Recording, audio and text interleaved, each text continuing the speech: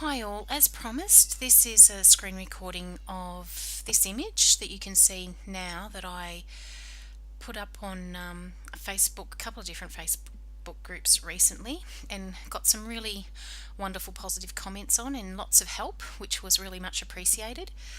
It's my first composite using a digital background. Now I have dropped in backgrounds like textured backgrounds and things like that, changed backgrounds before, but never with an actual scene where I've had to match lighting and all that sort of thing. So this was kind of a new challenge for me, and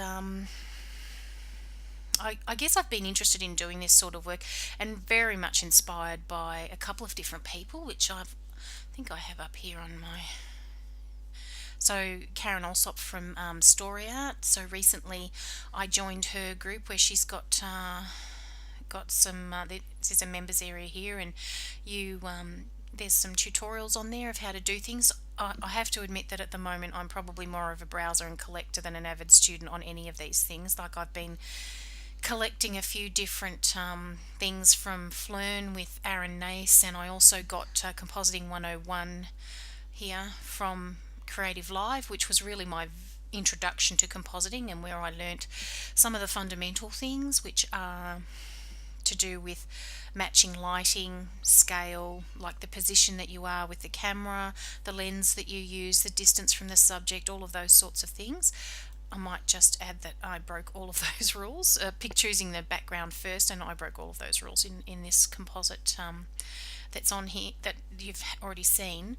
But a couple of the people that really have inspired me are Karen Alsop with her work. I really love her work, and I'm going to say her name is Aoife, but I'm not 100% sure if that's how you pronounce it, but this is some of her work, and I'm sure you've all seen it, and it's absolutely stunning and incredibly inspiring, and something that I aspire to be able to do. And it'll take some work, but I'm sure I'll get there if I put the work in. Now, as I said before, I didn't have the background first, so I knew I wanted, when I was shooting, in inverted commas, my daughter,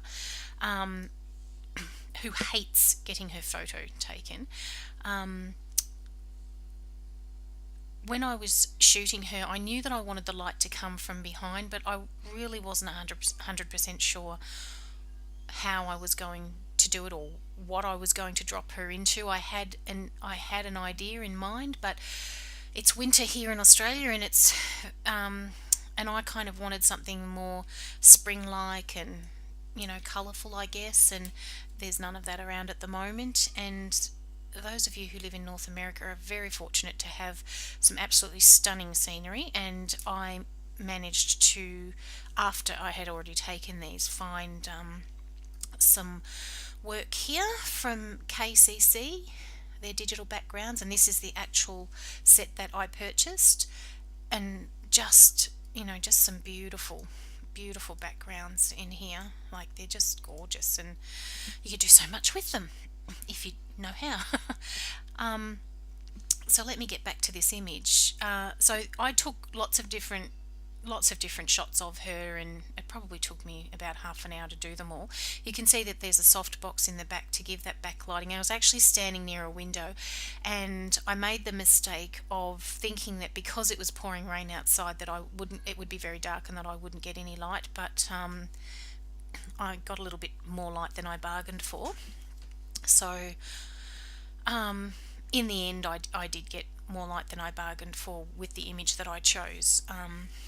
But it's okay. I mean, you can have a play in RAW and Photoshop to get rid of some of that stuff, which is exactly what I tried to do, somewhat successfully. It's not perfect by any stretch of the imagination, but this was what I ended up with. I wanted to also acknowledge that's not. Oh gosh, isn't that terrible? I have so many things opened. I think I just closed it. Did I? Oh no, it's here. Oh, I'm a fool. Sorry. Here. This was the original one that I came up with. Like, it was just after I dropped her into it, and I was really struggling, thinking, okay, what do I do next? And I popped this up another name I don't know how to pronounce, Taupan, I don't know, but anyway, on that group, and put out a call for some assistance, and some lovely people um, did give me that assistance, and Ricky Lee, a fellow Australian, um, helped me out a bit too, just leading me in the right direction, and um, it was very, very helpful, and I really did appreciate the assistance. So this was what I very first came up with, and it wasn't what I wanted, and it still looked fake, and I didn't know anything about scale. As I mentioned before, some of the fundamental things are lighting, scale, the lens and everything. The lens was different. I know that this background is done with because it says it on the website, is done with a 200mm at f2, but my studio isn't big enough to be able to shoot at that kind of length. So this is with a 24 to 70, and the aperture is 2.8 that I've shot her at. So I wasn't really sure whether that was going to work or not. And the other thing was, I have no idea what these flowers are, so I had no idea what the scale should be. So she doesn't know what flowers they are either, so she's happy with the scale, and that's all that matters. I'm sure a botanist or someone would just be laughing their leg off that she looks like a giant in a field or something, but ignorance is bliss at this stage, so that's okay.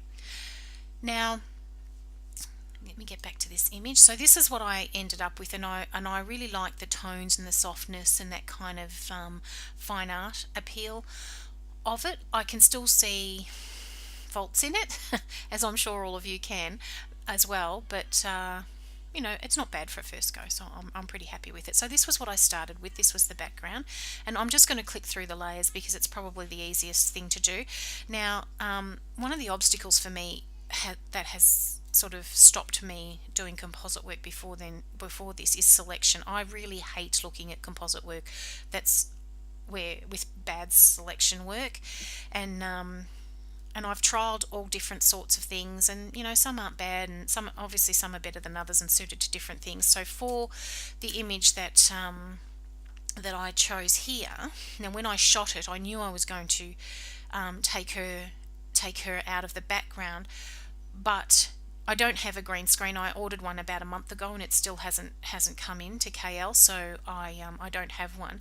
I have heard though from on the Story Art members page that green screen can sometimes throw a cast onto the image if they're too close, and because I have a relatively small space, I was a bit concerned about it. Not that I've got one anyway to use, but I used the grey thinking that the tonal difference would make it easier to select her, and I was going to actually use the channels to make the selection, because I do that quite often when there's a high contrast between the subject and the background, but it didn't work for this particular thing.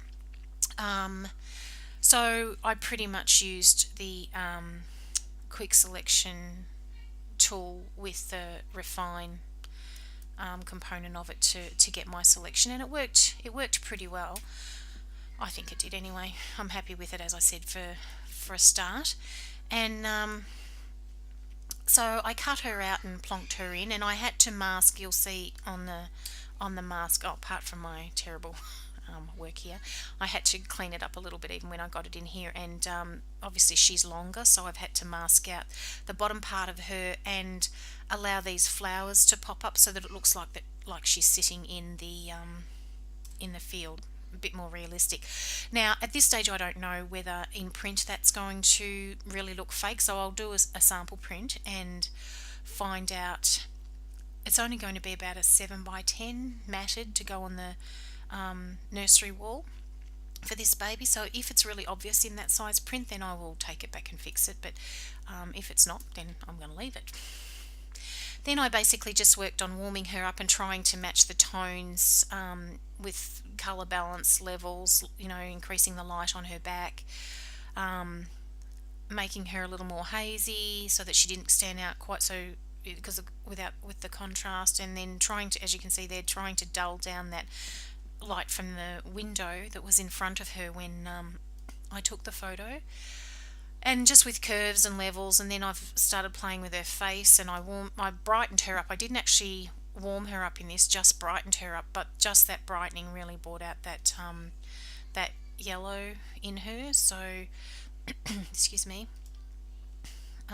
Once again, increasing the light on her back, adjusting the color balance a bit. So there were lots of layers, and this layer here, as you can see in the original, there was no light there, but I just, once I saw this, I thought, oh, I'm not really sure that should be dark, so I wanted it to look like it had the rim light on there as well.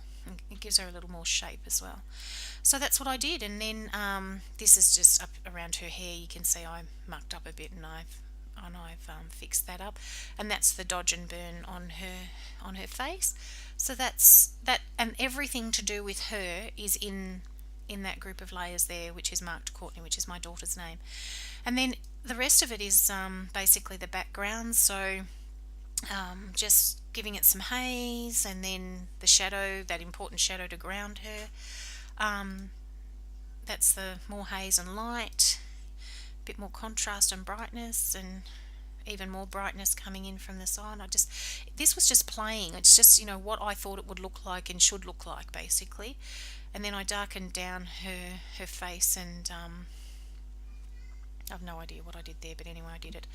So that was where I got to, and that's what you saw. And then after a bit more feedback from people in the group, I adjusted it a little more because it was confusing with this light, some people said, and others said that this coloured light and this reflection looked more like it should be coming from here. It matched the tones over here rather than what should be cooler in front of her. So and I agree with that, so I adjusted a bit, and it is darker obviously, but it looks more realistic. To me, it looks more realistic. So that is what I came up with. I hope I haven't bored you to tears with that explanation, and if you do have any questions, please feel free to ask. I don't promise that I can answer them, but I'm more than happy to share information and whatnot. YouTube's a great resource. As I said, Creative Live has been wonderful, but you do actually have to look at the classes that you purchase if you want to improve, and I really do need to do that. And I have to say that Aaron Nace is probably one of my favourites. He does explain things very, very well. His instructions are very clear and easy to follow. They make sense. So if you're looking for a starting point, that could probably be a good one. So good luck, and thank you again for all of your wonderful comments. It's very much appreciated. Bye.